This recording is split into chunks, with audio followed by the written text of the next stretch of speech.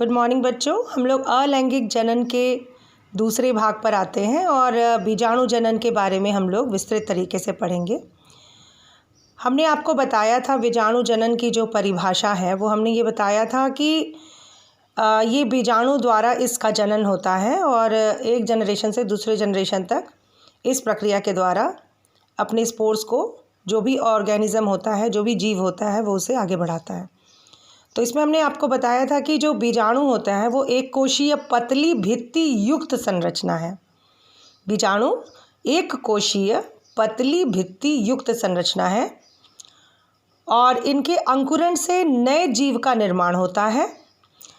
मुख्यतः हमने आपको बताया था कि कवक एवं शैवाल यानी फंजाई एवं एल्गी में बीजाणु यानी स्पोर्स का निर्माण होता है और उसके द्वारा ही एक जीव से दूसरा जीव बनता है।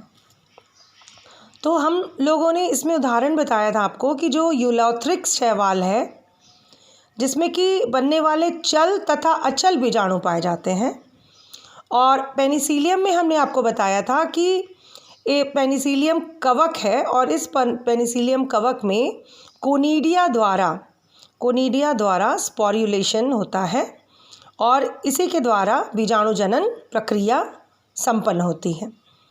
तो आइए देखते हैं, इसमें हम लोग एक उदाहरण लेते हैं जो हमने आपको कल इस कवक के बारे में बताया भी था विस्तृत तरीके से कि पेनिसिलियम एक कवक है और यह कवक जो होता है ये स्पोर्युलेशन प्रक्रिया के द्वारा जनन करता है।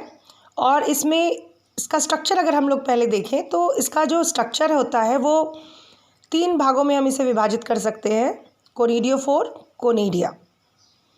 और इसका जो स्ट्रक्चर होता है वो हम इसमें यहाँ पे जो हमने स्ट्रक्चर बनाया है इससे भी विस्तृत इसका स्ट्रक्चर होता है, लेकिन चूँकि आप लोग 12th में हैं तो इसलिए हम छोटे स्तर पर इसको बताएंगे कि इसका स्ट्रक्चर कैसे डिवाइडेड है और ये किस तरीके से बना हुआ है। तो इसमें जो कोनिडियोफोर होता है, ये कोनिडियोफोर हम देखेंगे। कोनिडियोफोर का मतलब होता है स्टॉक। तो कोनिडियोफोर मतलब कोनिडिया रखने वाला स्टॉक। तो ये कोनिडियोफोर है और इस कोनिडियोफोर को हम स्टाइप भी कहते हैं। ये कोनिडियोफोर आगे जा कर के 2 भागों में डिवाइडेड हो सकता है, 3 भागों में डिवाइडेड हो सकता है, 4 भागों में डिवाइडेड हो सकता है। वो डिपेंड करता है कि कितनी उसकी ब्रांचिंग है। ये हम देख सकते हैं कि ये जो स्ट्रक्चर आगे बढ़ा है तो इस स्ट्रक्चर को यहाँ पे इस तरह से बॉटल शेप जो आपका ये स्ट्रक्चर बना हुआ है उसके जस्ट नीचे आप ये देख सकते हैं, इसको मेट्यूला कहते हैं।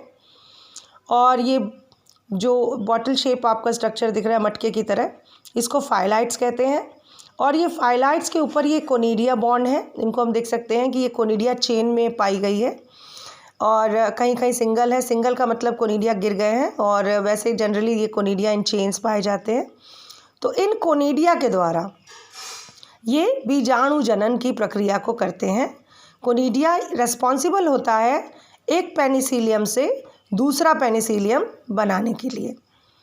तो आप पेनिसिलियम जो हमारा फंजाई है, कवक है, इसके द्वारा अलैंगिक जनन होता है और ये जो कोनिडिया हैं जो कि फाइलाइट्स के ऊपर बॉन्ड हैं, ये कोनिडिया ही रिस्पॉन्सिबल होते हैं जर्मिनेशन के लिए।